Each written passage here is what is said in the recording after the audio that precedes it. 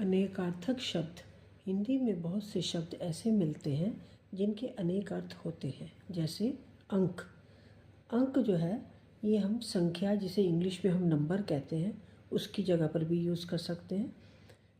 माँ की गोद, गोद के लिए भी अंक का इस्तेमाल किया जाता है।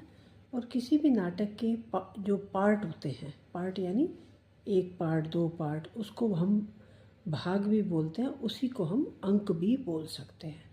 तो अंक के अनेक अर्थ हैं, जैसे संख्या, गोद और नाटक का भाग यानी पार्ट। दूसरा है आम।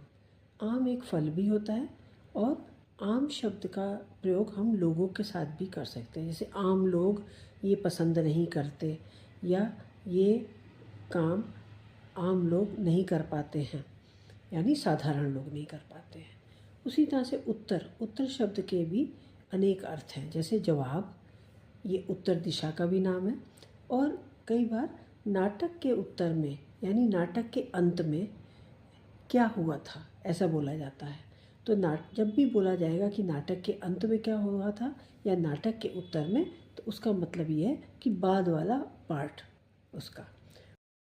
अर्क शब्द का अर्थ है किसी पत्ते का रस, किरण, प्रकाश या सूर्य। उसी तरह से कर शब्द का अर्थ है हाथ, टैक्स, सूंड, किरण। काल शब्द का अर्थ है समय, यानी भूतकाल, वर्तमान काल, भविष्य काल, और काल को मृत्यु भी कहते हैं। खंड। खंड का अर्थ है टुकड़ा, तल्ला, हिस्सा, भाग। अक्सर कहते हैं ना कि हम पहले तल्ले पे रहते हैं या दूसरे तल्ले पे रहते हैं, या हमारे खंड यानी मकान के हिस्से कर दो, तो वहाँ पर ये शब्द यूज़ होते हैं।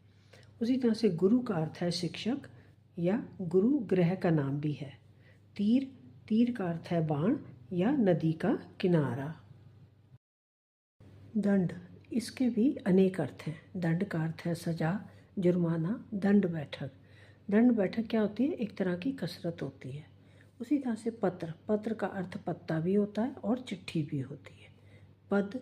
पद का मतलब पैर भी होता है। और ओहदा। ओहदा यानी पोस्ट, या किसी समासिक शब्द का पहला पद या दूसरा पद। जैसे उद्योगपति है, इसमें दो शब्द हैं, तो ये जो पहला शब्द है इसको पद बोलेंगे, और जो बाद का पति शब्द है इसको भी हम पद बोल सकते हैं। पर का मतलब होता है पंख या लेकिन। फल। फल खाने का फल होता है, या फल कहते हैं परिणाम, रिजल्ट।